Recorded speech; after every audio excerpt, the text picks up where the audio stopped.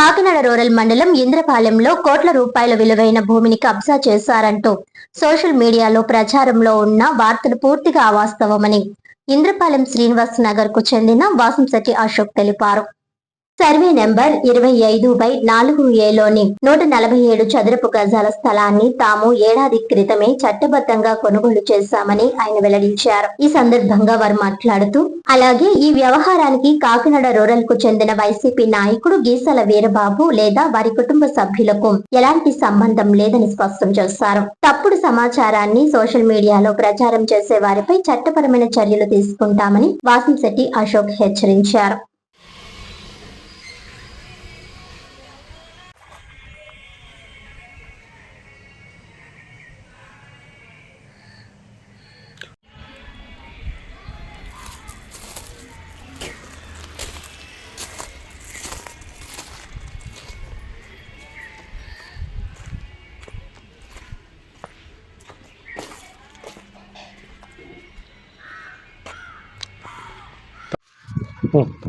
నమస్కారం అండి. నా పేరు వాసంశెట్టి అశోక్ వినయ్.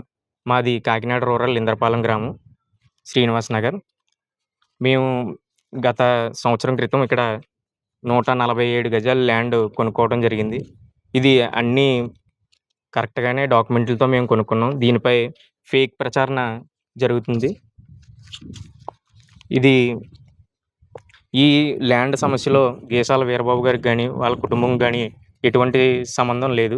ఇదంతా మేమే దగ్గరుండి చూసుకుని కొనుక్కున్న ల్యాండ్. ఇది ప్రైవేట్ ల్యాండ్. దీని మీద ఫేక్ ప్రచారం జరుగుతుంది.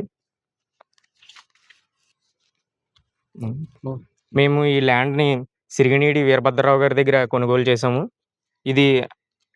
దీనిపై ఇచ్చిన వారిపై లీగల్గా కూడా యాక్షన్ తీసుకుంటాము. దీని సర్వే నెంబరు 25/4A.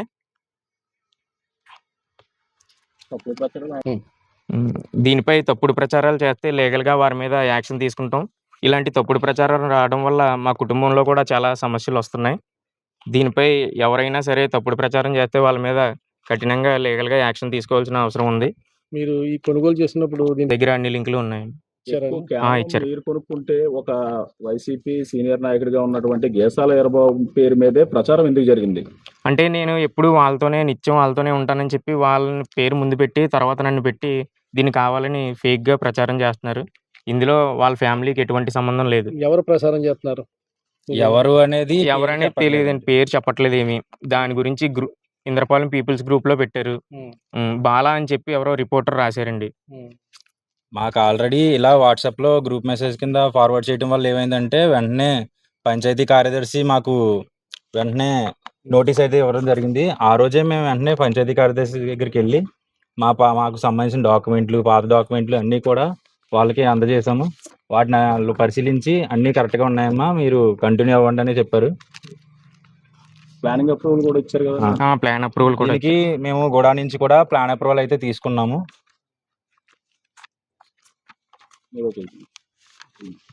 ఇది ప్లాన్ అప్రూవల్. మేము ఇది పక్కాగానే అన్ని వివరాలు కరెక్ట్గానే ఉండి కొనుక్కున్నాము.